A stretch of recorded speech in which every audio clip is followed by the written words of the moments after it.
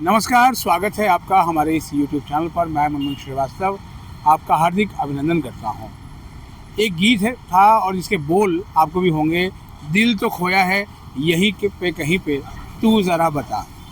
तो दिल तो आपका दिल्ली विश्वविद्यालय में ही खोया हुआ है और ख़ास तौर पर जो है वो रेगुलर एडमिशन्स को लेकर। लेकिन आपको हमने पहले बता दिया था कि रेगुलर एडमिशन्स जो है अब बंद हो चुके हैं, इसकी कोई संभावनाएं नहीं है। अभी भी लगातार आपके कमेंट जो है वो आ रहे हैं, रेगुलर के एडमिशन्स खुलेंगे क्या सर। लेकिन मैंने आपको बताया था कि रेगुलर के एडमिशन्स अब नहीं खुलेंगे। और जब on the spot mop up round आया था तो उसकी शुरुआत के समय भी आपको बताया था कि ये एडमिशन का जो है वो लास्ट चांस है, आपको चूकना नहीं है। लेकिन कोई बात नहीं, आप चूक गए। ज़िंदगी जो है वो अपनी रफ्तार से चलती ही रहती है, तो ज़िंदगी चल रही है। लेकिन आप ज़रा एक डाटा पे गौर कीजिए कि 12,000 प्लस स्टूडेंट ने अप्लाई किया था on the spot mop up round में। यानी कि जो on the spot mop up round है उसमें एडमिशन लेने में इतने ही लोगों की दिलचस्पी थी ना।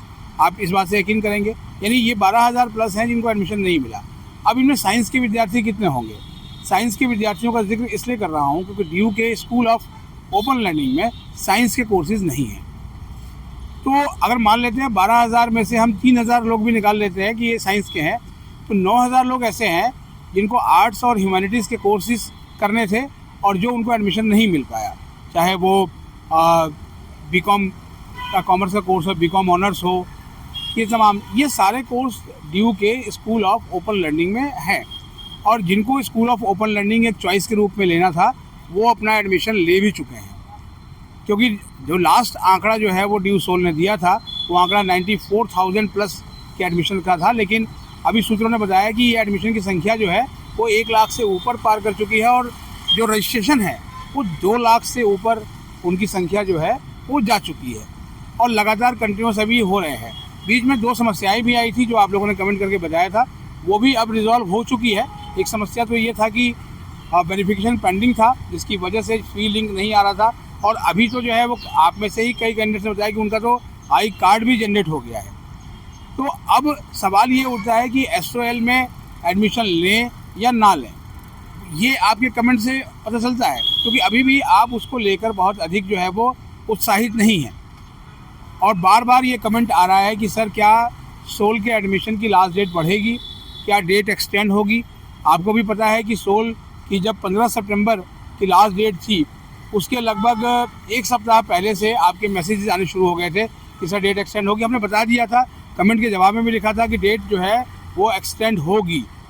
लेकिन आप में से बहुत सारे लोग जो है वो बता रहे थे कि सर जो है ऐसा कुछ नहीं है। आपके कई सारे जो भैया दीदी लोग जो आपको लगातार कमेंट जो है वो आपको अपडेट देते हैं वो भी ये चीज़ बता रहे थे कि शायद ना हो। लेकिन हमने कहा था कि डेट जो है वो एक्सटेंड होगी और वो 15 अक्टूबर तक के लिए एक्सटेंड की गई। और ये 15 अक्टूबर तक एक्सटेंड करना भी जो है ना, ये कोई सोल की मर्ज़ी से नहीं हुई। ये डिस्टेंस एजुकेशन ब्यूरो यानी कि DEB की ये गाइडलाइंस है कि OLDC मोड में जो है वो जितने भी संस्थान हैं उनकी जो समय सीमा है एडमिशन की वो 15 अक्टूबर तक होगी। लिहाजा 15 अक्टूबर तक SOL की एडमिशन की डेट है। तो अगर आपने मन बनाया है मॉप अप राउंड में या on the spot mop up round में आपको एडमिशन नहीं मिला है तो आप SOL में एडमिशन ले सकते हैं। लेकिन इसके लिए अगर आप ये सोच रहे हैं कि मैं थोड़ा और इंतज़ार कर लूँ, थोड़ा मैं पहले दिवाली मना लूँ, उसके बाद जो है वो मैं कुछ और त्यौहार भी मना लूँ और फिर डिसाइड करूँ लास्ट में कि मुझे एडमिशन लेना है या नहीं लेना है, तो फिर ये जान लीजिए कि डेट एक्सटेंड नहीं होगी। इस बाबत हमने आज ही सुबह कैंपस ऑफ ओपन लर्निंग के डायरेक्टर प्रोफेसर पायल मागो से फ़ोन पर संपर्क किया और उन्होंने जानकारी दी कि अब आगे किसी तरह का कोई जो है वो फर्दर एक्सटेंशन नहीं होगा। 15 अक्टूबर, जी हाँ, एक बार फिर सुन लीजिए, 15 अक्टूबर लास्ट डेट रहेगी एडमिशन के लिए। तो अगर आपको लगता है कि आपको SOL से कोर्स करना है तो आप 15 अक्टूबर से पहले अपनी जो है वो सारी फॉर्मेलिटीज़ एडमिशन की कर लीजिए। SOL में एडमिशन लेना और नहीं लेना ये आपकी अपनी मर्ज़ी है। लेकिन आपको एक फैक्ट बताता हूँ। कल मुझे एक मुलाकात मेट्रो में जाते हुए एक बच्चे से हुई। उस बच्चे ने ये बताया कि सर मेरे पिताजी बहुत परेशान हैं। हमने कहा क्यों? बोले मेरे एडमिशन को लेकर। मैंने कौन सा कोर्स करना था आपको? बोले बीकॉम ऑनर्स। मार्क्स कितने थे आपके 12th में? सर 88% नहीं मिला। CUT में स्कोर कितना आया था? 650, लेकिन ना तो CUT से एडमिशन हुआ और ना ही जो है मेरा एडमिशन या आपका 12th के कट ऑफ पे हुआ। तो अब मेरा साल बर्बाद है सर। अब मैं जा रहा हूँ पता करने के लिए एक कोचिंग का अगले साल के CUT का।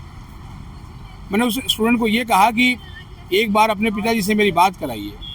उसने उसी क्षण फ़ोन लगाया और अपने पिताजी से बात कराई। हमने उनको कहा कि दो रास्ते हैं आपके सामने, या तो आप अगले साल का जो है वो CUT दीजिए, लेकिन उसको लेकर अभी स्थिति स्पष्ट नहीं है कि अगले साल CUT होगा भी या नहीं होगा, और अगर होगा तो उसकी मॉडलिटीज़ क्या होंगी, इसको लेकर अभी बिल्कुल एक सस्पेंस बना हुआ है। जो लोग ये कह रहे हैं कि नहीं 12th के मार्क्स को कोई वेटेज नहीं मिलेगी, तो वो भूल जाएं, क्योंकि इसको लेकर दिल्ली विश्वविद्यालय में बहुत ही ज़बरदस्त प्रतिक्रिया रही है। और ख़ास तौर पर EC मेंबर्स, मुझे लगता है कि चाहे वो किसी एक दल विशेष के हों या किसी भी दल के हों, सभी इसमें एक मत हैं कि CUT की वजह से ही दिल्ली विश्वविद्यालय की जो एडमिशन प्रक्रिया है वो लगभग जो है वो डिरेल हो गई है, क्योंकि जो उनका एकेडमिक कैलेंडर है वो छिन्न भिन्न हो गया है। कितनी भी कोशिश की गई है, इस साल भी 1 अगस्त से भले ही सेशन शुरू कर दिया गया, लेकिन सबको पता है कि पहली कट ऑफ में कितने बच्चों का एडमिशन हुआ।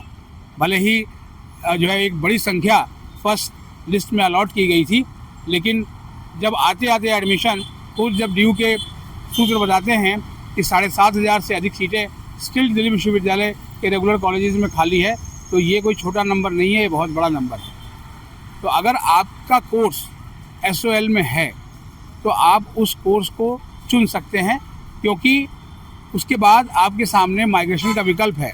जो लोग आपको डराते हैं या ये बताते हैं कि माइग्रेशन नहीं होता सोल से रेगुलर में, तो आप उनकी बात सुन लीजिए, और या फिर इस चैनल की बात सुन लीजिए।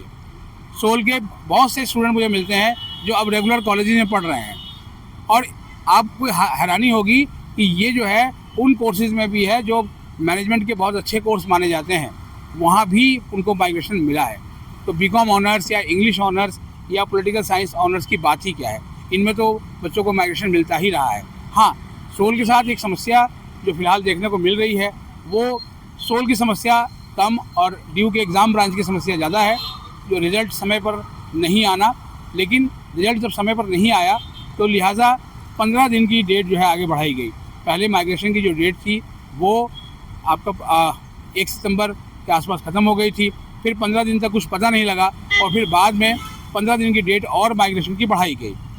तो अभी आप ये मानकर चलिए कि सोल में अगर आप एडमिशन लेते हैं तो आपको सेम सिलेबस पढ़ने को मिलेगा, और आपको जो है ये है कि क्लासेस जो है वो बहुत कम मिलेंगी, क्योंकि क्लासेस जो है वो वहाँ पर एक तय नियम के आधार पर 12 से 15 क्लासेस ही मिलती हैं, तो इसलिए क्लासेस को लेकर बहुत ज़्यादा आपको नहीं मिलेगा। लेकिन हाँ, स्टडी मटेरियल आपको वहाँ पर मिलेगा।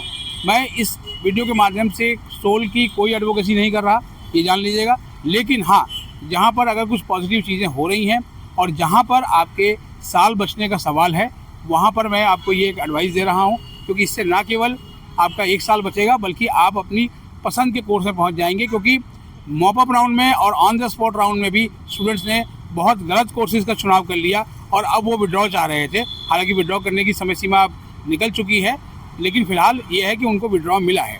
तो अगर अभी भी आप चाहते हैं कि SOL से अपने पसंद के कोर्स को कर लें, तो आप वहाँ पर एडमिशन ले सकते हैं। हमारे चैनल पर नए हैं तो फिलहाल चैनल को सब्सक्राइब कर लें और इसे अपने दोस्तों के बीच शेयर करें। मिलते हैं एक और एपिसोड के साथ, तब तक के लिए नमस्कार।